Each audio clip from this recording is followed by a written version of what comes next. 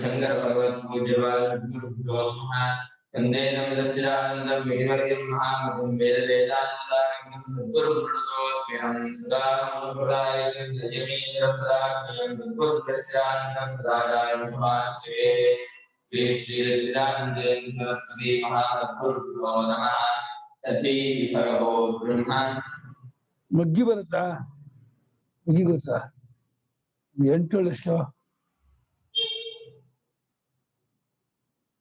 ಅಲ್ವಾ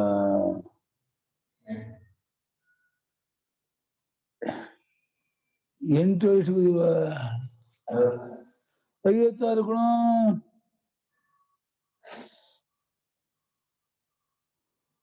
97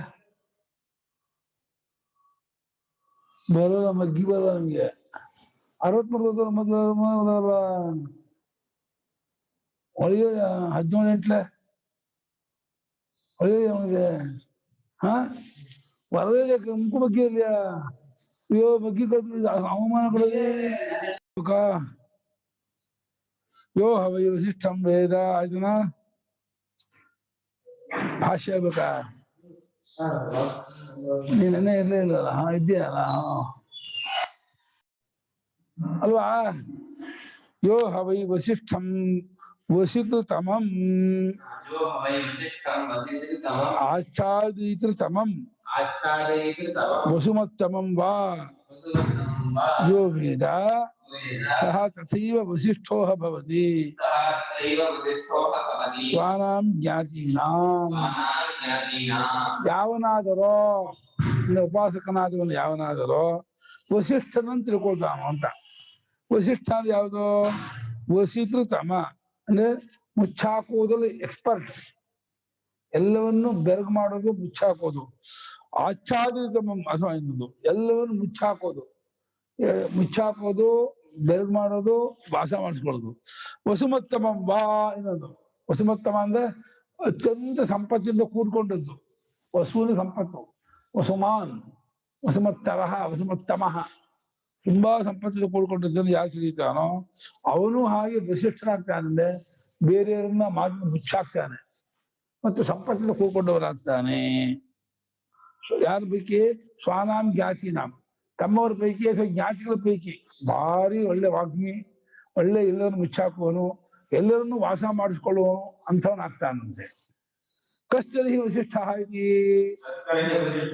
ಹಾಗಾದ್ರೆ ವಸಿಷ್ಠ ತಿಳ್ಕೊಳ್ತೀನಿ ಯಾರು ವಸಿಷ್ಠನು ಯಾರು ಅಂದ್ರೆ ಏನರ್ಥ ಬರುತ್ತೆ ಗುರುಗಳೇ ಏನಮ್ಮ ಮುಚ್ಚಾಕೋದು ಅಂದ್ರೆ ಮಾತಿನಿಂದ ಅವರನ್ನ ಅವಾಕ್ಕಾಗಿ ಮಾಡೋದು ಬೆರಗು ಮಾಡೋದು ಒಂದು ಅವ್ರಿಗೆ ಏನು ಮಾತಾಡಕ್ಕೆ ಆಗಲ್ಲ ಇವ್ನ ಮುಂದೆ ಇವ್ನು ಮಾತಾಡ್ತಿದ್ರೆ ಗಪ್ಚಿಪ್ಪಾಗಿರ್ಬೇಕು ಅಂಥ ಮಾಡ್ಬಿಡ್ತಾನೆ ಅಂತ ಪವರ್ಫುಲ್ ಆದಂತ ಪ್ರವಚನ ಹಾಗೆ ಎಲ್ಲರನ್ನೂ ವಾಸ ಮಾಡಿಸ್ಕೊಳ್ತಾನೆ ಆಚ್ಛಾದನೆ ಮಾಡ್ಕೋತಾನೆ ಅಥವಾ ತುಂಬಾ ಸಂಪತ್ತಿಂದ ಕೂತ್ಕೊಂಡವನಾಗ್ತಾನೆ ಐಶ್ವರ್ಯ ಡಬ್ಬು ಕಾಂಚನ ಸಿಕ್ಕಾಪಟ್ಟೆ ಬರುತ್ತೆ ಹಾಗಾದ್ರೆ ಯಾರಪ್ಪ ವಸಿಷ್ಠ ಅಂದ್ರೆ ವಾಗ್ಭಾವ ವಸಿಷ್ಠ ವಾಕ್ಯ ವಸಿಷ್ಠ ಅಂತ ಭಾವನೆ ಮಾಡ್ಬೇಕಂತೆ ವಸಿಷ್ಠ ಅನ್ನುವಂಥ ಗುಣದಿಂದ ಕೂಡಿದ್ದು ವಾಗಿಂದ್ರಿಯ ವಾಕ್ಕಲ್ಲಿ ವಸಿಷ್ಠತ್ವ ಗುಣ ಇದೆ ಅಂತ ಉಪಾಸನೆ ಮಾಡಿದ್ರೆ ಇವನು ವಸಿಷ್ಠರಾಗ್ತಾನೆ ಅಂದ್ರೆ ವಸಿಷ್ಠ ಮಹರ್ಷಿ ಆಗ್ತಾನೆ ಅಂತ ಅರ್ಥ ಅಲ್ಲ ವಸಿಷ್ಠ ಅರುಂಧತಿ ಪತಿ ವಸಿಷ್ಠ ಆಗಿದ್ದವಲ್ಲ ಶ್ರೇತ ಆಗಿದ್ದಿಲ್ಲ ಅವನಾಗ್ತಾನೆ ಅಂತ ಅರ್ಥ ಅಲ್ಲ ವಸಿಷ್ಠರಾಗ್ತಾನೆ ಅಂದ್ರೆ ಸಂಪತ್ತಿನ ಕೂಡ್ಕೊಂಡು ಹೋಗ್ತಾನೆ ವಾಗ್ಮಿ ಆಗ್ತಾನೆ ಎಲ್ಲರನ್ನು ಮುಚ್ಚಾಕೋನಾಗ್ತಾನೆ ಅಂತ ಅರ್ಥ ವಾಗ್ಮಿನೋ ಹಿ ಪುರುಷಾಃ ವಸಂತಿ ಅಭಿಭವಂತಿ ಅನ್ಯಾನ್ ವಸುಮತ್ತಮಾಶ್ಚ ವಾಗ್ಮಿಯಾದ ಮನುಷ್ಯನು ಪುರುಷನು ಯಾವ ಪುರುಷನು ಅತ್ಯಂತ ವಾಗ್ಮಿಯೋ ವಾಚಾಳಿಯೋ ಒಳ್ಳೆ ಪ್ರವಚನ ಪಟು ಸೂಪರ್ ಆಗಿ ಮಾತಾಡೋನಾಗ್ತಾನೋ ಅವನು ಎಲ್ಲರನ್ನೂ ವಾಸ ಮಾಡಿಸ್ಕೊಳ್ತಾನೆ ಎಲ್ಲರನ್ನೂ ಮುಚ್ಚಾಕ್ತಾನೆ ಅದು ಅತ್ಯಂತ ಐಶ್ವರ್ಯವುಳ್ಳವನು ಆಗ್ತಾನೆ ತುಂಬಾ ಸಂಪತ್ತುಳ್ಳವರಾಗ್ತಾನೆ 3 ಫಲ ಬೇರೆಯವ್ರನ್ನ ಮುಚ್ಚಾಕೋದು, ಎಲ್ಲರನ್ನು ವಾಸ ಮಾಡಿಸ್ಕೊಳ್ಳೋದು, ತಾನು ಸಂಪತ್ತಿಂದ ಕೂತ್ಕೊಂಡವನಾಗೋದು. ವಸಿಷ್ಠ ವಾಸಿತಮ ವಸಿತಮ ವಸುತಮ ಅಥವಾ ವಾಗ್ ವಸಿಷ್ಠ. ಅದನ್ನ ವಾಕು ವಸಿಷ್ಠವಾದದ್ದು, ವಸಿಷ್ಠ ಗುಣವನ್ನು ಕೂಡಿದ್ದು ಅಂತ ಹೇಳಿ ಪ್ರಾಣೋಪಾಸಕನಾದವನು ತನ್ನ ಕರ್ಣಗಳನ್ನೆಲ್ಲ ಒಂದಲ್ಲಕ್ಕೂ ಒಂದೊಂದು ಗುಣ ಇದೆ. ವಾಕಿಗೆ ವಸಿಷ್ಠ ಗುಣ, ಕಿವಿಗೆ ಸಂಪತ್ ಗುಣ, ಚಕ್ಷುಷಿಗೆ ಪ್ರತಿಷ್ಠಾ ಗುಣ, ಮನಸ್ಸಿಗೆ ಆಯತನಾನ ಗುಣ, ಹೀಗೆ ಒಂದೊಂದು ಹಿಂದಕ್ಕೂ ಒಂದು ಗುಣ ಇದೆ. ಆ ಗುಣದಿಂದ ಕೂಡಿದ್ದಾಗಿದೆ ಅಂತ ಮಾಡಿದ್ರೆ ಆ ಗುಣವೆಲ್ಲ ಮೂಲತಃ ಪ್ರಾಣಂದು. ಪ್ರಾಣನೇ ಕೊಟ್ಟಿದ್ದು ವಾಕಿಗೆ ವಶಿಷ್ಠ ಗುಣ, ಇದಕ್ಕೆ ಪ್ರತಿಷ್ಠಾ, ಇದಕ್ಕೆ ಸಂಪತ್ತು, ಮನಸ್ಸಿಗೆ ಆಯತನ. ಈ ಗುಣವನ್ನ ಪ್ರಾಣ ಕೊಟ್ಟದ್ದು. ಈ ಇಂದ್ರಿಯಗಳು ನಮ್ದು ಅಂತ ಅನ್ಕೊಂಡ್ಬಿಡ್ತಾರೆ, ಗೊತ್ತೇ ಇರಲ್ಲ. ಆಮೇಲೆ ಒಪ್ಕೊಳ್ತಾರೆ, ಓ ಸ್ವಾಮಿ ನಿಮ್ದು ಇದು, ನೀವೇ ತಗೊಳ್ಳಿ ಅಂತ ಕೊಟ್ಟಿರ್ತಾರೆ. ಯೋ ಹವೈ ಪ್ರತಿಷ್ಠಾಂ ವೇದ ಪ್ರತಿಷ್ಠತಿ ಅಸ್ಪೃಗ್ಶ್ಚ ಲೋಕೆ ಅಮಸ್ಪೃಗ್ಶ್ಚ ಚಕ್ಷುರ್ವಾಮ ಪ್ರತಿಷ್ಠಾ.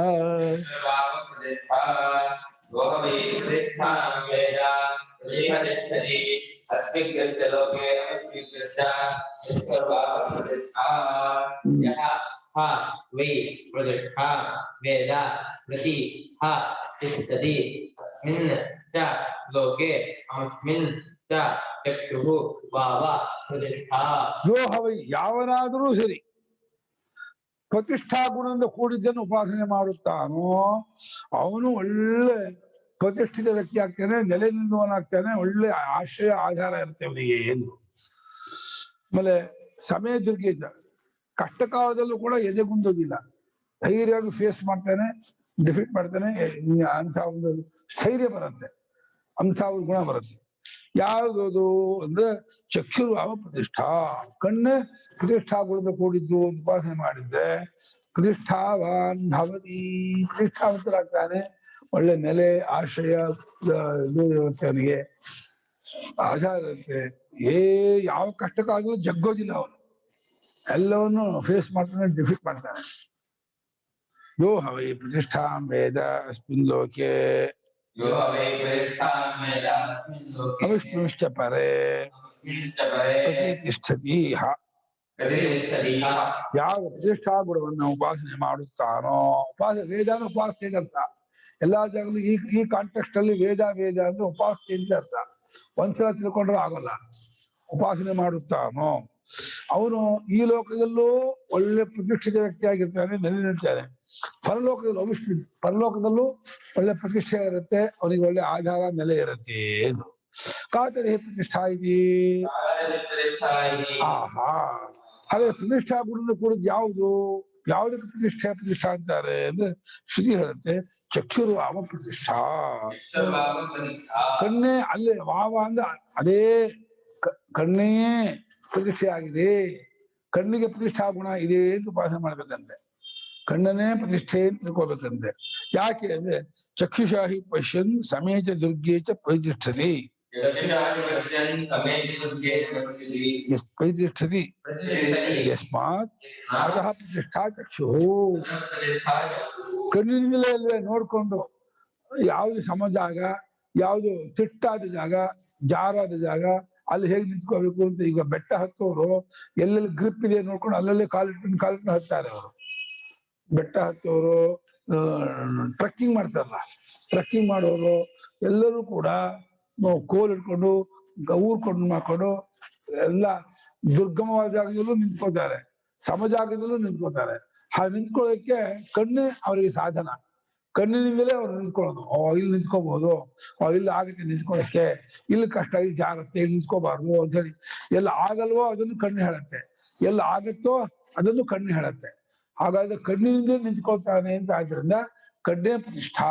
ಹೀಗೆ ಉಪಾಸನೆ ಮಾಡಿದ್ರೆ ಅವನು ಜೀವನದಲ್ಲಿ ಸಮವಾಗಿದ್ದಾಗಲೂ ಚೆನ್ನಾಗಿರ್ತಾನೆ, ಕಷ್ಟಕಾಲ ಬಂದು ಎದುರಿಸ್ತಾನೆ, ಸಮವಾಗಿರ್ತಾನೆ. ದುರ್ಗಮ ಕಾಲ, ಯಾವ ಕಾಲ ಬಂದು ಅವನು ಜಗ್ಗೋದಿಲ್ಲ. ಅಯ್ಯೋ ಕಷ್ಟಕಾಲ ಬಂದಿಲ್ಲಪ್ಪ, ನಾನು ಸೂಸೈಡ್ ಮಾಡ್ಕೊಂಡ್ಬಿಡ್ತೀನಿ, ನಾನು ಇರೋಲ್ಲ ಅಂತ ಅತಿರೇಕಕ್ಕೆ ಹೋಗ್ತಾರಲ್ಲ, ಹಾಗೆಲ್ಲ ಮಾಡಲ್ಲ ಅವನು.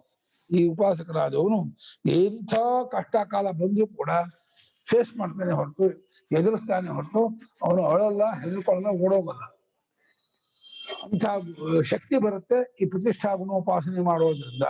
ಯಾವುದಪ್ಪ ಪ್ರತಿಷ್ಠಾ ಗುಣ ಅಂದ್ರೆ ಕಣ್ಣು, ಕಣ್ಣೇ ಪ್ರತಿಷ್ಠಾ ಗುಣ ಅಂತ ಬಂದು ಯೋ ಹಮಿ ಸಂಪದಂ ವೇದ ಸುಬ್ರಹ್ಮಾಸ್ಮಿ ಕಾಮಾ ಪದ್ಯಂತೆ ದೈವಾಶ್ಚ ಮಾನುಷಾಶ್ಚ ಶ್ರೋತ್ರಂ ವಾಮ ಸಂಪತ್.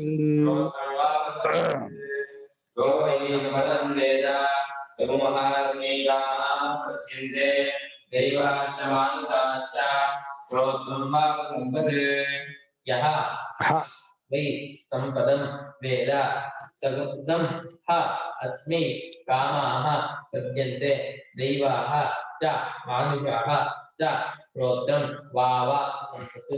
ಯಾವನಾದರೂ ಸರಿ ಸಂಪತ್ತು ಗುಣದಿಂದ ಕೂಡಿದ್ದನ್ನು ಉಪಾಸನೆ ಮಾಡುತ್ತಾನು ಅಂದ್ರು.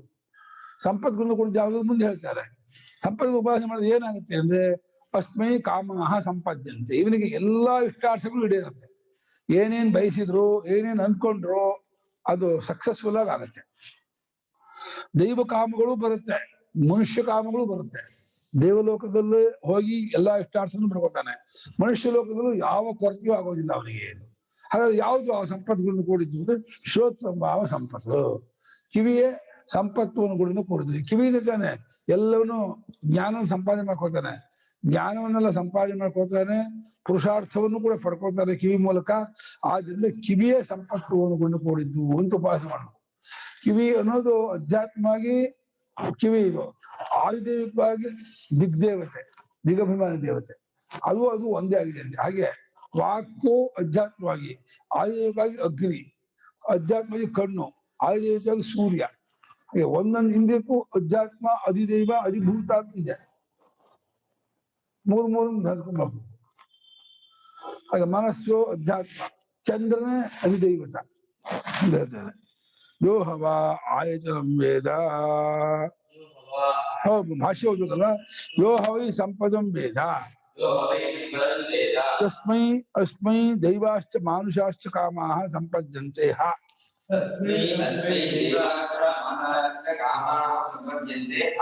ಯಾವಾತನು ಸಂಪತ್ತಿ ಗುಣದಿಂದ ಕೂಡಿದ್ದನ್ನು ಉಪಾಸನೆ ಮಾಡುತ್ತಾನೋ ಆ ಈತನಿಗೆ, ತಸ್ಮೈ ಅಸ್ಮೈ ಆ ಈತನಿಗೆ ದೈವ ಕಾಮಗಳು ಮನುಷ್ಯ ಕಾಮಗಳು ಎಲ್ಲವೂ ಕೂಡ ಸಂಪದ್ಯತೆಯನ್ನು ಕೂಡ್ಕೊಳ್ಳುತ್ತೆ, ಸೇರ್ಕೊಳ್ಳುತ್ತೆ, ಅವನಿಗೆ ಉಂಟಾಗತ್ತೆ. ಯಾವ ಕಾಮನೆಯೂ ಅವನಿಗೆ ಕೊರತೆ ಆಗಲ್ಲ. ಅಯ್ಯೋ ಅದ್ ಬೇಕು ಬಯಸಿದ್ವಿ ಅದು ಸಿಗ್ಲಿಲ್ಲ ಅಂತ ಕೊರಿತಾರಲ್ಲ, ಹಾಗೆ ನಿಮ್ಗೆ ಒಂಥರ ಕೊರಗು ಬರಲ್ಲ, ಕೊರತೆನೂ ಇರಲ್ಲ. ಎಲ್ಲ ಬಯಸಿದ್ದೆಲ್ಲ ಸಿಕ್ಬಿಡತ್ತೆ, ಎಲ್ಲವೂ ಅವನಿಗೆ ಅವಂದೇ ಆಗ್ಬಿಡುತ್ತೆ ಅಂದ್ರು. ಹಾಗೆ ಕಾತರಿಸಿ ಸಂಪದಿತಿ, ಸಂಪತ್ಕೊಂಡು ಕೂಡ ಯಾವ್ದು ಹೇಗಾದ್ರೆ ಅಂತ ಹೇಳಿದ್ರೆ ಆಹಾ ಶ್ರೋತ್ರಭಾವ ಸಂಪತ್ತು. ಅದಕ್ಕೆ ಶ್ರುತಿ ಹೇಳತ್ತೆ, ಆಹಾ ಅಂತ ಹೇಳತ್ತೆ ಅಂತ. ಯಾವ್ದು ಹೇಳುತ್ತೆ? ಶ್ರುತಿ. ಶ್ರೋತ್ರಂ ವಾವ, ವಾವ ಅಂದ್ರೆ ಏವ ಅಂತ, ಕಿವಿಯೇ ಅಂತ, ಕಿವಿಯೇ ಸಂಪತ್ತು ಅಂತಂದ್ರು. ಯಸ್ಮಾ ಶ್ರೋತ್ರೇಣ ವೇದಾಹ ಗೃಹ್ಯಂತೆ ತದರ್ಥ ವಿಜ್ಞಾನಂಚ ತತಃ ಕರ್ಮಾಣಿ ಕ್ರಿಯಂತೆ ತತಃ ಕಾಮ ಸಂಪತ್ತು ಇತ್ಯೇವಂ ಕಾಮ ಸಂಪದ್ಧೇತಿ ತ್ವಾತ್ ಶ್ರೋತ್ರಂ ಭಾವ ಸಂಪತ್ತು. ಹೆಂಗೆ ಕಿವಿ ಸಂಪತ್ತು ಅಂತ ಕೇಳಿದ್ರೆ, ಕಿವಿಯಿಂದಲೇ ಸಮಸ್ತ ವೇದಗಳನ್ನೆಲ್ಲ ಕೇಳ್ತಾನೆ, ವೇದಾರ್ಥಗಳನ್ನು ಕೇಳ್ತಾನೆ, ಆಮೇಲೆ ಕರ್ಮ ಮಾಡ್ತಾನೆ, ಆಮೇಲೆ ಫಲ ಪಡ್ಕೊಳ್ತಾರೆ. ಕರ್ಮ ಮಾಡ್ಬೇಕು, ಫಲ ಪಡ್ಕೊಳ್ಬೇಕು, ಕಿವಿಯೇ ಕಾರಣ. ಜ್ಞಾನ ಬೇಕು, ಜ್ಞಾನ ಇಲ್ಲದೆ ಹೋದ್ರೆ ಏನೂ ಮಾಡಕ್ಕಾಗಲ್ಲ. ಜ್ಞಾನ ಬರೋದು ಕಿವಿ ಮೂಲಕವಾಗಿ, ಕಿವಿ ಮೂಲಕವಾಗಿ ಜ್ಞಾನ ಬರುತ್ತೆ ಅಂತ. ಆದ್ರಿಂದ ಇದು ಇಹಲೋಕದ ಸುಖಕ್ಕೆ ಕಣ್ಣು, ಪರಲೋಕ ಸುಖಕ್ಕೆ ಕಿವಿ. ಯಾರಿಗೆ ಕಿವಿ ಇಲ್ಲ ಅವ್ರಿಗೆ ಪರಲೋಕ ಸುಖ ಇರಲ್ಲ. ಯಾಕಂದ್ರೆ ಪರಲೋಕ ಸುಖಕ್ಕಾದ್ರೆ ಯಾವ ಸಾಧನೂ ಗೊತ್ತಾಗೋದೇ ಇಲ್ಲ, ಬರೀ ಇಹಲೋಕ ಅಂದ್ರೆ ಕಾಣುತ್ತೆ. ಅದರಿಂದ ಕಿವಿಯಿಂದ ಶಾಸ್ತ್ರಜ್ಞಾನವನ್ನೆಲ್ಲ ತುಂಬಿಕೊಳ್ತಾನೆ, ಆಮೇಲೆ ಅದರಂತೆ ಇಂಪ್ಲಿಮೆಂಟ್ ಮಾಡಿ ಕರ್ಮ ಮಾಡ್ತಾನೆ. ಕರ್ಮ ಮಾಡಿದ ಕೂಡಲೇ ಎಲ್ಲ ಇಷ್ಟಾರ್ಥವು ಕೈಗೂಡುತ್ತೆ. ಆದ್ರಿಂದ ಶ್ರೋತ್ರ ಕಿವಿಯಿಂದ ವೇದಗಳೆಲ್ಲ ಗ್ರಹಣೆ ಆಗತ್ತೆ. ಆಮೇಲೆ ಅದರ ಅರ್ಥ ವಿಜ್ಞಾನ ಅಂದ್ರೆ ಅರ್ಥವು ಏನು ಅಂತ ತಿಳ್ಕೊಳ್ತಾನೆ, ಆಮೇಲೆ ಕರ್ಮಗಳನ್ನು ಕೂಡ ನಡೆಸ್ತಾನೆ, ಆಮೇಲೆ ಇಷ್ಟಾರ್ಥವು ಕೈಗೂಡಿಸ್ತೆ. ಈ ರೀತಿ ಕಾಮ ಸಂಪತ್ತಿಗೆ ಕಾರಣವಾಗಿರುವುದರಿಂದ ಕಿವಿಯೇ ಸಂಪತ್ತು ಭಾವನೆ ಮಾಡಿ ಅಂತ ಹೇಳ್ತಾ ಇದ್ದಾರೆ. ಕಿವಿಯನ್ನು ಸಂಪತ್ಕೊಂಡು ಕೂಡಿದ್ದು ಎಂಬುದಾಗಿ ಉಪಾಸನೆ ಮಾಡಬೇಕು. ಯೋ ಹವ ಆಯತನಂ ವೇದ ಆಯತನ ಸ್ವಾನಾಂ ಭವತಿ ಮನೋಹವ ಆಯತನಂ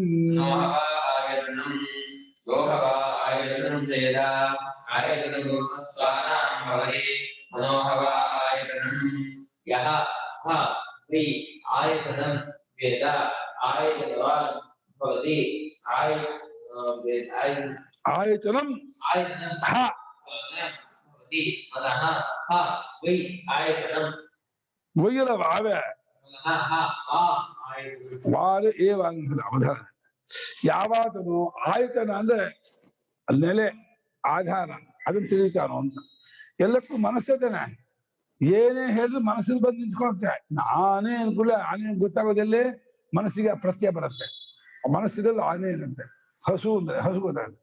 ಹಾಗೆ ಮಾವಿನ ಹಣ್ಣು ಸೇಬು ಎಲ್ಲ ಮನಸ್ಸಿಗೆ ಬಂದ್ ನಿಲ್ಲತ್ತೆ. ಮನಸ್ಸೇ ಎಲ್ಲಕ್ಕೂ ಆಧಾರ ಆಶ್ರಯ ನೆಲೆ ಎಲ್ಲ ಒಂದೇ ಅರ್ಥ. ಆಧಾರ ಆಶ್ರಯ ನೆಲೆ ಎಂದು ಒಂದೇ ಅರ್ಥ. ಅದನ್ನ ಆಯತನ ಅಂತ ಸಂಸ್ಕೃತ ಹೇಳ್ತಾರೆ. ಮನಸ್ಸೇ ಆಯತನ ಎಲ್ಲಕ್ಕೂ. ಇಡೀ ಜಗತ್ತು ನಿಂತಿರೋದೇ ಮನಸ್ಸಿನ ಮೇಲೆ.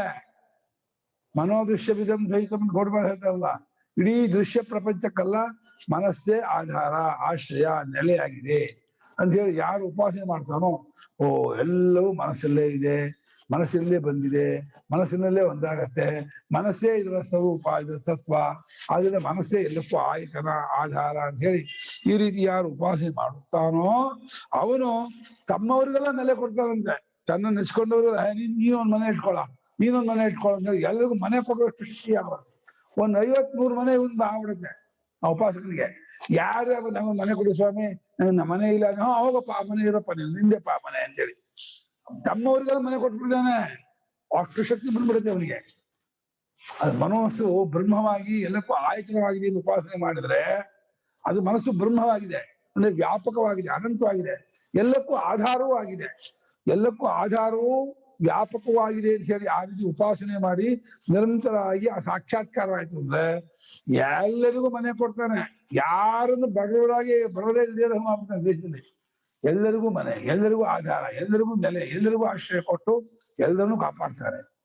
ಹಾಗೆ ಅವರನ್ನು ಯಾರು ದ್ವೇಷ ಮಾಡ್ತಾರೋ ಅವರು ನೆಲೆ ಕಳ್ಕೊಳ್ತಾರೆ, ಮನೆ ಕಳ್ಕೊಳ್ತಾರೆ, ಎಲ್ಲ ಹಾಳ ಹೋಗ್ತಾರೆ. ಆ ಮನೋಬ್ರಹ್ಮೋಪಾಸಕರನ್ನು ನಿಂದೆ ಮಾಡಿದ್ರೆ, ತಿರಸ್ಕಾರ ಮಾಡಿದ್ರೆ ಆ ಶಾಪದಿಂದ ತಮಗೂ ನೆಲೆ ಇರಲ್ಲ, ತಾವು ಆಶ್ರಯವನ್ನು ಹೊಂದಲ್ಲ, ಬೀದಿ ಪಾಲಾಗ್ಬಿಡ್ತಾರೆ. ಬಹಳ ಅಪಾಯ. ಹೀಗೆ ಮನೋಬ್ರಹ್ಮೋಪಾಸಕರನ್ನು ಕೈ ಮುಗಿಬೇಕು. ಸ್ವಾಮಿ ತಾವು ಬಹಳ ದೊಡ್ಡವರು, ಮನೋಬ್ರಹ್ಮೋಪಾಸಕರು, ತಾವು ನಮ್ಗೆ ಅನುಗ್ರಹ ಮಾಡಬೇಕು, ನಮಗೂ ನೆಲೆ ಆಶ್ರಯ ಆಗ್ಬೇಕು, ತಾವು ನಮ್ಗೆ ಕರುಣೆ ಇಟ್ಕೊಳ್ಳಿ, ದಯವಿಟ್ಟು ನಮ್ಮನ್ನ ಮರಿಬೇಡಿ ಸ್ವಾಮಿ, ನಮ್ಮನ್ನು ಕೂಡ ಇದ್ ಮಾಡ್ಕೊಳ್ಳಿ ಅಂತ ಹೇಳಿ ಒಂದ್ ಮನೆ ಇಟ್ಕೋ. ಅದಕ್ಕೆ 30-40 ಬೇಕು, 60-40 ಬೇಕು ಸ್ವಾಮಿ. 60-40 ಆಗತ್ತೆ, ಏನ್ 30-40 ಆಗ್ಬೇಕು ಅಂತ ಏನಿಲ್ಲ, ಅದೇ ಆಗತ್ತೆ ಅಂತಾನೆ.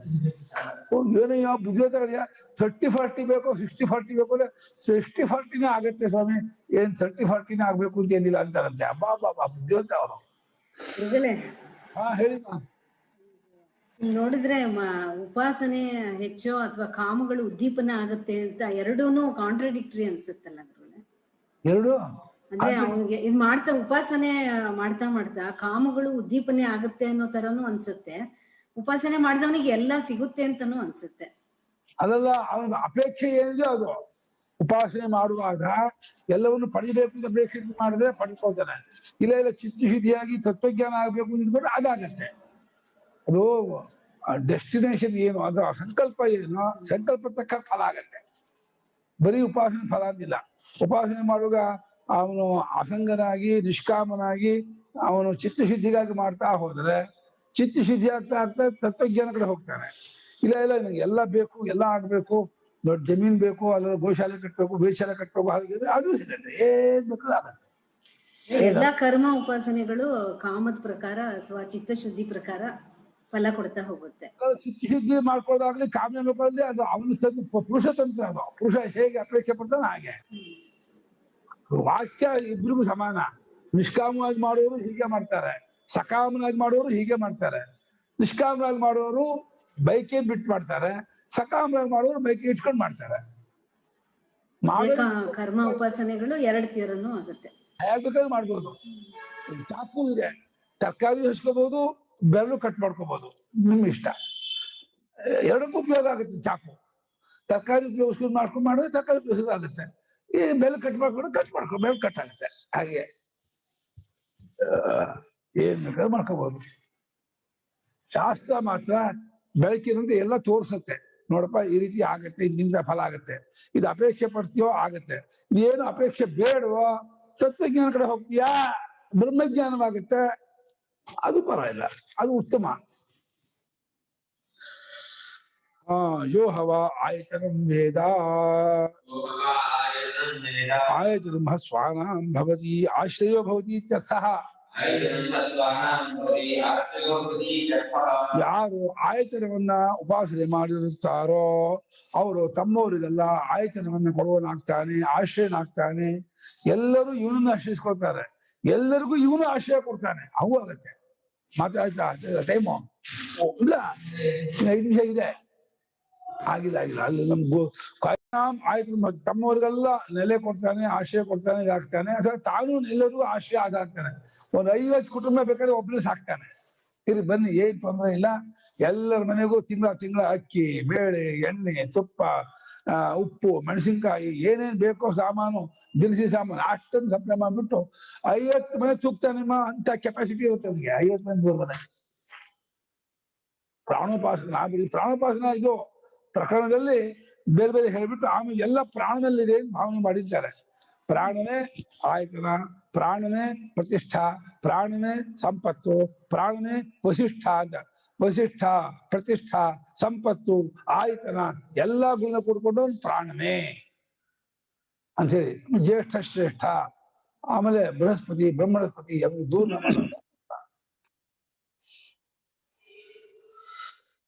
ಕಿಂಚಿದ ಆಯತನ ಮಿತಿ. ಆಹಾ, ಸರಿ, ಆಯತನ ತಿಳ್ಕೊಂಡ್ರೆ ಅವನು ಎಲ್ಲ ತಮ್ಮವರಿಗೆಲ್ಲ ನೆಲೆ ಆಗ್ತಾನೆ, ಆಶ್ರಯ ಆಗ್ತಾನೆ ಅಂದ್ರಲ್ಲ. ಹಾಗಾದ್ರೆ ಯಾವ್ದದು ಆಯತನ, ನೆಲೆ ಯಾವುದು ಅಂದ್ರೆ ಅದಕ್ಕೆ ಹೇಳುತ್ತೆ ಮನೋಹವ ಆಯತನಂ. ಹವ ಅಲ್ಲವೇ, ಹೌದೇ, ಹಾ ಅನ್ನೋದು ಪ್ರಸಿದ್ಧಾರ್ಥ. ಮನಸ್ಸೇ ಅಲ್ಲವೇ ಆಯತನವಾಗಿದೆ. ನಮಗೂ ಗೊತ್ತು, ಎಲ್ಲ ಇರೋದೆಲ್ಲೇ ಮನಸ್ಸಿನ. ಮನಸೋ ವಶೇ ಸರ್ವಂ ಇದಂ ಬಭುವ, ಇದಂ ಸರ್ವಂ ಮನಸೋ ವಶೇ ಬಭುವ ಅದು ಬರ್ತದೆ ಅಂತ. ನಾನ್ಯಸ್ಯ ಮನೋ ವಶಮನ್ವಿಯಾಯ. ಮನಸ್ಸು ಮಾತ್ರ ಇನ್ನೊಬ್ಬರ ವಶಕ್ಕೆ ಹೋಗಲ್ಲ, ಎಲ್ಲವೂ ಮನಸ್ಸಿನ ವಶದಲ್ಲಿ ಇರುತ್ತೆ. ಭೀಷ್ಮೋ ಹಿ ದೇವ, ಭಯಂಕರ ದೇವ ಅವರು. ಮನೋದೇವ ಭಯಂಕರ, ಹೆಂಗಿದೆ, ಹುಚ್ಚಲ್ಲಿ ಹಿಡಿದ್ಬಿಡ್ತಾನೆ. ಮನೋದೇವನ ಶಾಪದಿಂದ ಹುಚ್ಚಳಿಯುತ್ತೆ.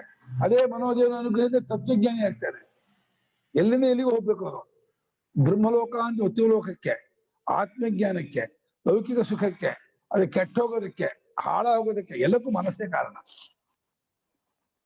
ಮನಸ್ಸು ಸರಿಯಾಗಿದ್ರೆ ಚೆನ್ನಾಗಿರ್ತಾನೆ, ಇಲ್ಲ ಹೋಯ್ತು ಹೌದು.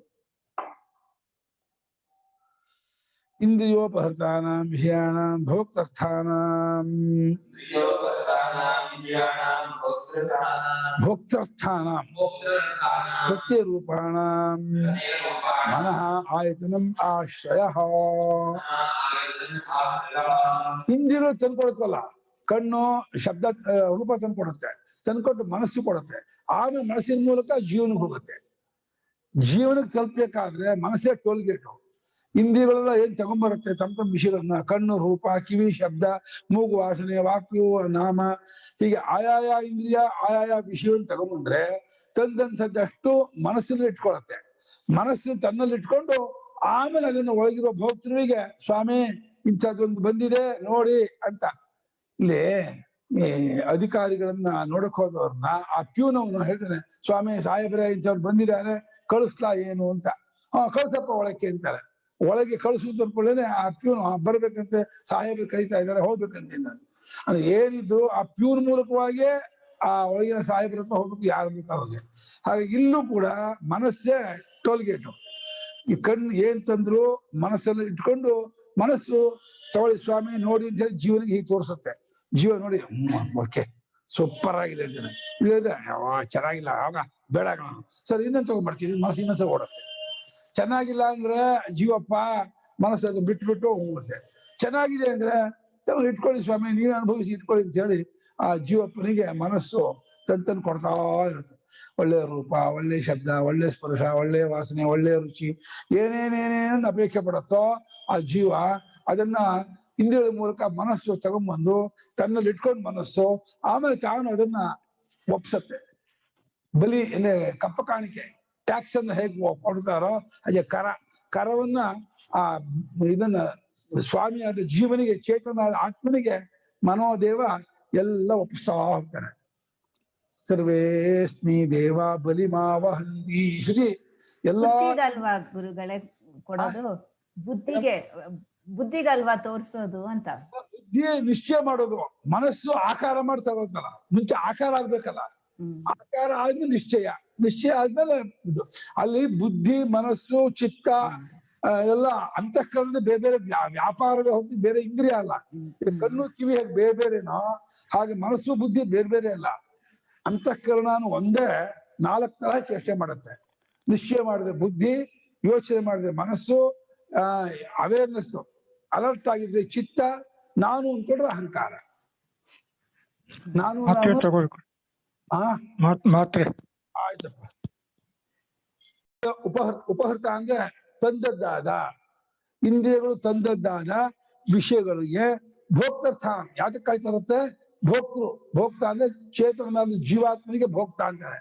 ಭೋಕ್ತನಿಗೋಸ್ಕರವಾಗಿ ಇಂದ್ರಿಯಗಳು ತಂದದ್ದಾದ ವಿಷಯಗಳನ್ನ, ಆ ವಿಷಯ ರೂಪಗಳಿಗೆ ಪ್ರತ್ಯರೂಪ ಆಗಿರ್ತಕ್ಕಂಥ ಅವುಗಳಿಗೆ ಮನಸ್ಸೇ ಆಯತನ, ಆಧಾರ.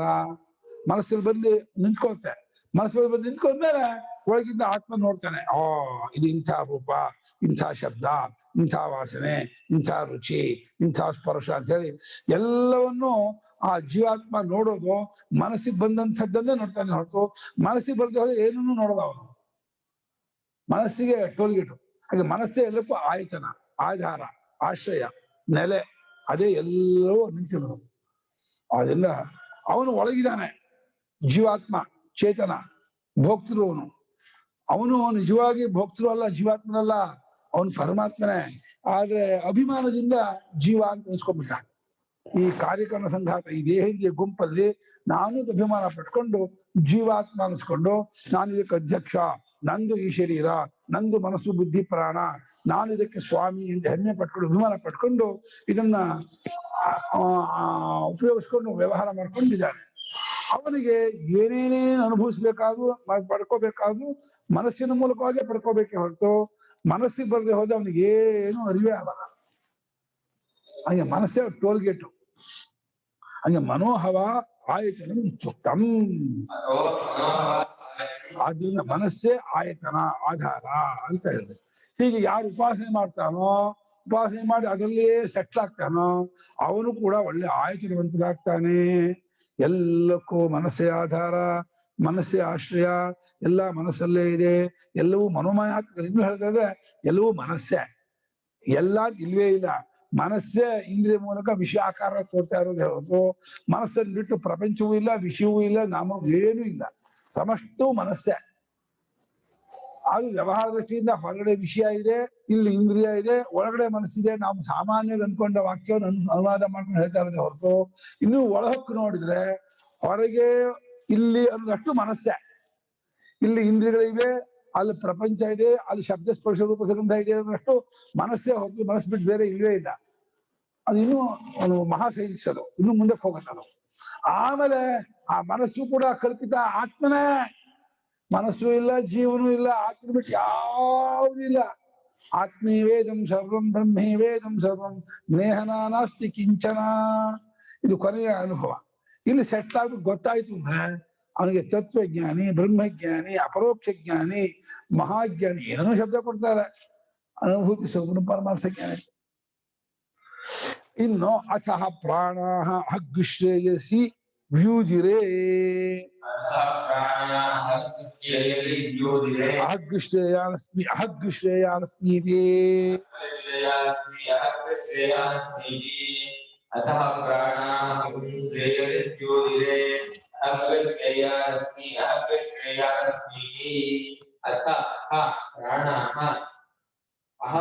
ಶ್ರೇಯಾನ್ ಅಸ್ಮಿ ಇಲ್ಲ ಶ್ರೇಯಸಿ ಇಲ್ವಾ ಅಸಹ ಪ್ರಾಣ ಅಹಂ ಶ್ರೇಯಸಿ ಅಹಃ ಪ್ರಾಣಃ ಅಹಂ ಶ್ರೇಯಸಿ ಯೂದಿರೆ ಅಹಂ ಶ್ರೇಯಾನ್ ಅಸ್ಮಿ ಅಹಂ ಶ್ರೇಯಾನ್ ಅಸ್ಮಿ ಇತಿ.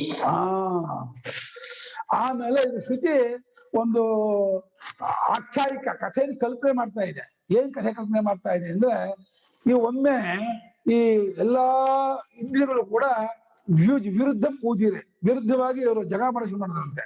ಏನು ಅಂತ, ನಾನೇ ಈ ದೇಹೇಂದ್ರಿಯ ಮನೋಬುದ್ಧಿಯಲ್ಲಿ ನಾನು ಹೆಚ್ಚು, ನಾನೇ ಶ್ರೇಷ್ಠ ಅಂತ. ಪ್ರಾಣ ಶಬ್ದಕ್ಕೆ ಇಂದ್ರಿಯಗಳು ಅಂತ ಅರ್ಥ. ಈ ಕಾಂಟೆಕ್ಸ್ಟ್ ಅಲ್ಲಿ ಬಹುವಚನದಿಂದ ಪ್ರಾಣ ಶಬ್ದ ಪ್ರಯೋಗ ಮಾಡಿದರೆ ಪ್ರಾಣ ಅಂತಂದ್ರೆ ಇಂದ್ರಿಯಾಣಿ ಅಂತ ಅರ್ಥ. ಇಂದ್ರಿಯಗಳು ಶ್ರೇಯಸಿ ದೊಡ್ಡವರಾಗಿರುವ ವಿಷಯದಲ್ಲಿ, ಯಾರು ದೊಡ್ಡವರು ಎಂಬ ವಿಷಯದಲ್ಲಿ ಅಹಮಸ್ಮಿ ಕಣ್ಣು ನಾನು, ಕಿವಿ ನಾನು, ವಾಕು ನಾನು, ಮನಸ್ಸು ನಾನು, ಘ್ರಾಣ ನಾನು, ಒಂದೊಂದು ನಾನು ಹೆಚ್ಚು ಅಂತ ಹೇಳಿ ಈ ಮಕ್ಕಳಲ್ಲಿ ಜಗ ಆಡ್ತಾರಲ್ಲ, ನಾನ್ ಬುದ್ಧಿಂತ ನಾನ್ ಚುರುಕು ನಾನು ಅಂತೇಳಿ ಮಕ್ಕಳು ಹೇಗೆ ಕಿತ್ತಾಟ ಆಡ್ತಾರೋ ಜಗ ಆಡ್ತಾರೋ ಹಾಗೆ ಇಂದ್ರಿಯಗಳು ಕೂಡ ಎಲ್ಲರೂ ಕೂಡ ನಾನು ಹೆಚ್ಚು ಅಂತ ಇದು ಮಾಡಿಸಿ ಮಾಡ್ಬಿಡು, ಜಗ ಮಾಡಿಸಿ ಮಾಡ್ಬಿಡು. ಆವಾಗ ಮುಂದೆ ಪ್ರಜಾಪತಿ ಹತ್ರ ಹೋಗುದು ಮುಖ್ಯತೆ ಹೇಳುತ್ತೆ. ಅತಃ ಪ್ರಾಣಃ ಏವಂ ಯಥೋಕ್ತ ಗುಣ ಸಂತಹ ಅಹಂ ಶ್ರೇಯಸಿ ಅಹಂ ಶ್ರೇಯಾನಸ್ಮಿ ಇತ್ಯೇತಸ್ಮಿನ್ ಪ್ರಯೋಜನೆ ಯೂಜಿರೆ ನಾನಾ ವಿರುದ್ಧಂತ ಊದಿರೆ ಉಕ್ತವಂತಹ ಮುದೇ ಉದಾತೆ ಊದಿರೇ. ವಚ ಪರಿಭಾಷಣೆಗೆ ಸಪ್ರಧಾನವಾಗಿ ಊದೆ ಉವಾಚಾಗಿ ಊದೆ ಮಾಡಿದೆ ಶ್ರೀದೇವ. ವೈದಿಕ ಪ್ರಯೋಗ ಊದೆ ಇಲ್ಲ. ಅಚ ಆಮೇಲೆ ಅನಂತರ ಈಗ ಬಂತಲ್ಲ, ಇದಕ್ಕೆ ವಶಿಷ್ಠ, ಇದು ಪ್ರತಿಷ್ಠಾ, ಇದು ಸಂಪತ್ತು, ಇದು ಆಯತನ. ಒಬ್ಬೊಬ್ರು ಒಂದು ಗುಣ ತಗೊಂಡ್ಬಿಟ್ರಲ್ಲ, ಮನಸ್ಸು ಆಯತನ, ಇದು ಸಂಪತ್ತು, ಇದು ಪ್ರತಿಷ್ಠಾ, ಇದು ವಶಿಷ್ಠ. ಒಬ್ಬೊಬ್ರು ಚಿಂತಿದ್ದ ಗುಣದ ಕೂಡಿದ್ಮೇಲೆ ನಾನ್ ಯಾರಿಗೆ ಕಮ್ಮಿ, ನಾನ್ಯಾಕೆ ಇನ್ನೊಬ್ರು ಡೊಕ್ಸಸ್ತಿ ಹೊಡಿಬೇಕು, ನನಗ್ಯಾಕೆ ಬೇಕು ಇನ್ನೊಬ್ರು ಅನುಸರಣೆ, ನಾನೇ ಫುಲ್ ಆಗಿದ್ದೀನಲ್ಲ, ಸಮರ್ಥ ಆಗಿದ್ದೀನಲ್ಲ ಅಂತ ಈ ರೀತಿ ಅಂದ್ಕೊಂಡವರಾಗಿ ಮೇಲಿನ ಗುಣ ಅಂದ್ರೆ ವಶಿಷ್ಠ, ಪ್ರತಿಷ್ಠಾ, ಸಂಪತ್ತು, ಆಯ್ತನ ಗುಣದ ಕೂಡಿಕೊಂಡು ಈ ಶ್ರೇಯ ಹೆಚ್ಚಿನವರಾಗಿದ್ದೀವಿ ಎಂಬ ವಿಷಯದಲ್ಲಿ, ದೊಡ್ಡವರು ಎಂಬ ವಿಷಯದಲ್ಲಿ ನಾನ್ ದೊಡ್ಡವನಪ್ಪ ಇಲ್ಲಿ ಹೋಗೋ ನಾನ್ ದೊಡ್ಡವನು, ಕುತ್ಕ ನಾನ್ ದೊಡ್ಡವನು, ನೀನಾದಾಗ ನಾನ್ ದೊಡ್ಡವನು, ಈ ಒಬ್ಬೊಬ್ರು ನೀನ್ ಕೂತ್ಕೊ ನಾನ್ ದೊಡ್ಡವನು ಈ ರೀತಿ ಜಗ ಹಾಕ್ಕೊಂಡು ಅದು ಪ್ರಾಣ ಏನು ಒಳಗಿಂದ ನೀ ಗುಣ ಇಟ್ಕೊಂಡು ನೀನ್ ಗುಣ ಕೊಟ್ಟಿದ್ದ. ವಶಿಷ್ಠ ಗುಣ, ಪ್ರತಿಷ್ಠಾ ಗುಣ, ಸಂಪತ್ ಗುಣ, ಆಯ್ತು ಗುಣ ಇಟ್ಕೊಡಪ್ಪ ಅಂತ ಟೆಂಪ್ರವರಿ ಕೊಟ್ರೆ ನಮ್ದು ಅಂದ್ಕೊಂಡು ನಾನೇ ದೊಡ್ಡದು ಅಂದ್ಕೊಂಡ್ಬಿಟ್ರು. ಆಯ್ತಾ ತಪ್ಕೊಂಡ್ಬಿಟ್ರು. ಪ್ರಯೋಜನ ದೊಡ್ಡವನಾಗಿದ್ದೀನಿ ಎಂಬ ಪ್ರಯೋಜನದಲ್ಲಿ ವಿರುದ್ಧವಾಗಿ ಹೇಳಿದರು, ವಾದ ಮಾಡಿದರು, ಜಗ ಮಾಡಿದರು, ನಾನ್ ದೊಡ್ಡ ಅಂತ. ಆಮೇಲೆ ತೀರ್ಮಾನ ಹೆಂಗ್ ಮಾಡ್ಬೇಕು, ದೇಹ ಪ್ರಾಣ ಪ್ರಜಾಪತಿ ಪಿತರಮೇಚ್ಚ ಊಚುಹೋ ಭಗವನ್ ಕೋನ ಶ್ರೇಷ್ಠ ಇತಿ ತಾನ್ ಹೋವಾಚ ಯಸ್ಮಿನ್ ವಹ ಉತ್ಕ್ರಾಂತೆ ಶರೀರಂ ಪಾಪಿಷ್ಠ ತರಮಿವ ದೃಶ್ಯೇತ ಸರ್ವಶ್ರೇಷ್ಠ ಇತಿ. ಶ್ರೇಷ್ಠ ಇತಿ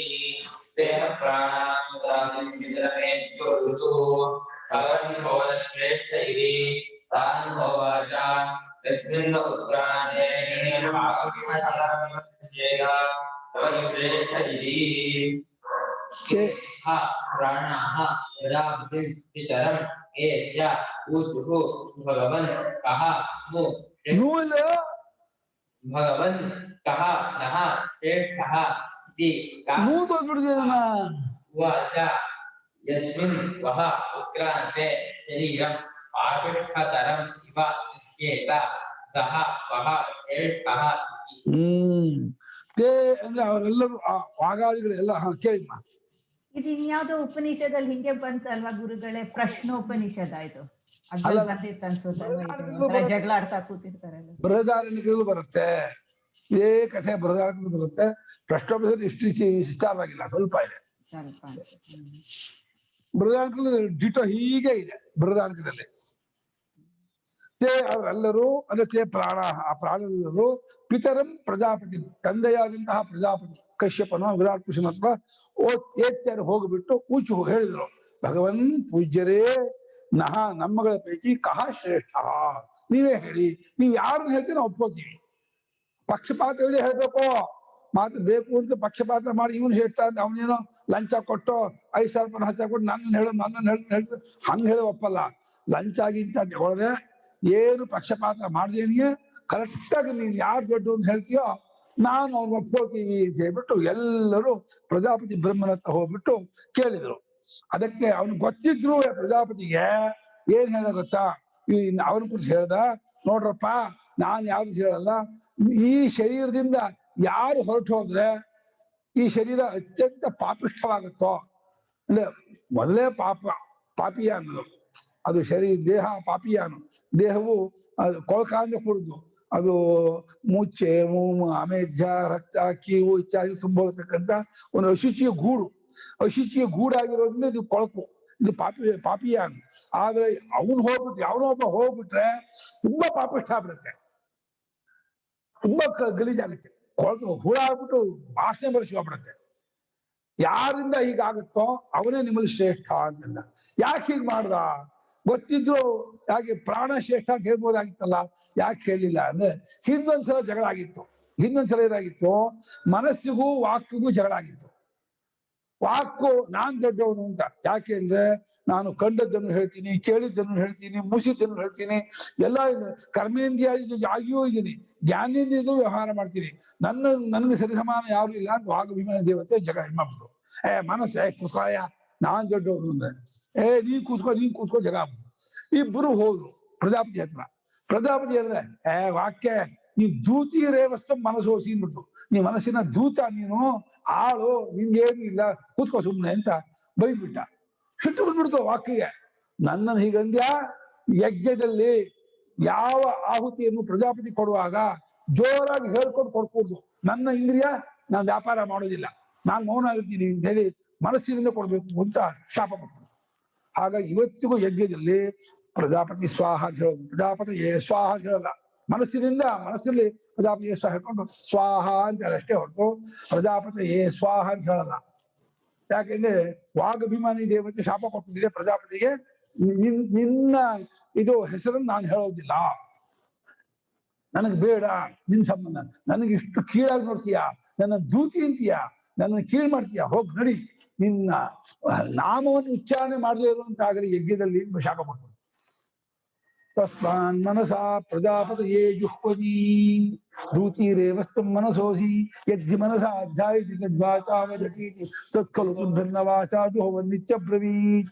ತಸ್ಮಾನ್ ಮನಸಾ, ಮನಸ್ಸಿನ ಏನ್ ಯೋಚನೆ ಮಾಡ್ತೀಯ ಅದನ್ನ ಹೇಳ್ತೀಯಾ, ನಿಂಗೇನ್ ಸ್ವತಂತ್ರ ಇದೆ, ನೀನ್ ಮನಸ್ಸಿನ ದೂತಿ ನೀನು ಅಂತ ಅಂದ್ಬಿಟ್ಟಪ್ಪ. ಸಿಟ್ಟು ಬಂದ್ಬಿಡ್ತು ಅದಕ್ಕೆ. ನೋಡಿ ಹೆಂಗೆ ಪ್ರಶ್ನೆ ಕೇಳಕ್ ಹೋದ್ಮೇಲೆ ಏನ್ ಹೇಳ್ತಾರೋ ಒಪ್ಕೋಬೇಕಾ. ಈ ಏಟ್ ತಿಂದಿದೆ ಪ್ರಜಾಪತಿ, ಗೊತ್ತಾಯ್ತು, ಮತ್ ಶಾಪ ತಗೊಳ್ ಬೇಡ ಅಂದ್ಬಿಟ್ಟು ಒಂದ್ ಪ್ಲಾನ್ ಮಾಡ್ತು. ನೋಡಪ್ಪ, ನಿಮ್ಮಲ್ಲಿ ಯಾರು ಹೊರಟು ಹೋದ್ರೆ ಈ ಶರೀರ ಅತ್ಯಂತ ಗಲೀಜಾಗುತ್ತೋ ಅವನೇ ಶ್ರೇಷ್ಠ, ನೀವೇ ತೀರ್ಮಾನ ಮಾಡ್ಕೊಳ್ಳಿ, ಒಬ್ಬೊಬ್ಬರ ಬಿಟ್ಟು ಹೋಗ್ರಿ ಇದು. ಸರಿ ಎಂದು ವಾಕ್ 1 ವರ್ಷ ನಾನು ಬರ್ತೀನಿ ಹೊರಟೋಗ್ತೀನಿ ಎಂದು ಹೊರಟೋಯ್ತು. ವಾಕ್ 1 ವರ್ಷ ಬಂತು. ಬಂದ್ಮೇಲೆ ಹೆಂಗಿದ್ರಪ್ಪ ನಾನು ನಿಲ್ದೇನಿ ಅಂತ, ಮುಖರು ಇರ್ತಾರಲ್ಲ ಲೋಕದಲ್ಲಿ, ಹಂಗಿದ್ವಿ, ನೀನು ಹೋಗಿ ಏನೂ ಆಗಲ್ಲಪ್ಪ, ನೀನ್ ದೊಡ್ಡಲ್ಲ ಕೂತ್ಕೊಂಡ್ಬಿಡು, ನಾಚಿಕೆ ಆಗಿ ಬಂದದ್ದು. ಕಣ್ಣು ನಾನು ಹೋಗ್ತೀನಿ ನೋಡಿ, ಇವಾಗ ಮಾಡ್ತೀನಿ ನಿಮ್ಗೆ ಗ್ರಹಚಾರ, ನಿಮ್ಗೆ ಬುದ್ಧಿ ಕಲಿಸ್ತೀನಿ, ಕಣ್ಣು ಓಡೋಯ್ತು. 1 ವರ್ಷ ಆಯ್ತು ಬಂತು. ಆಮೇಲೆ ನೀನು ಹೋಗಿದ್ದೇನಾ, ನೀನು ಹೋಗಿದ್ದೆ ಗೊತ್ತಿಲ್ಲ ಅಂತಂದ್ರು.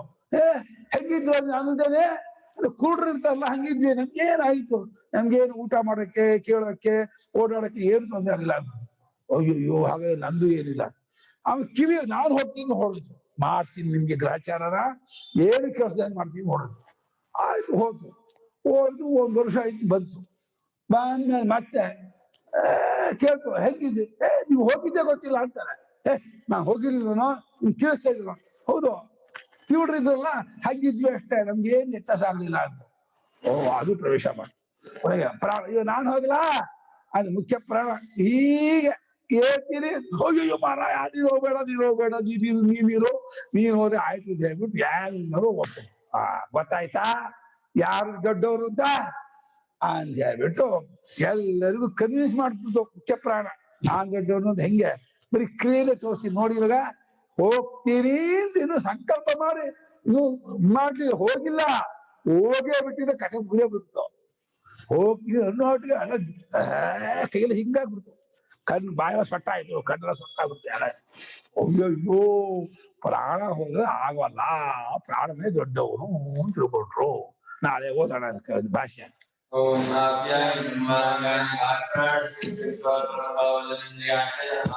ಸರ್ವಂ ಬ್ರಹ್ಮ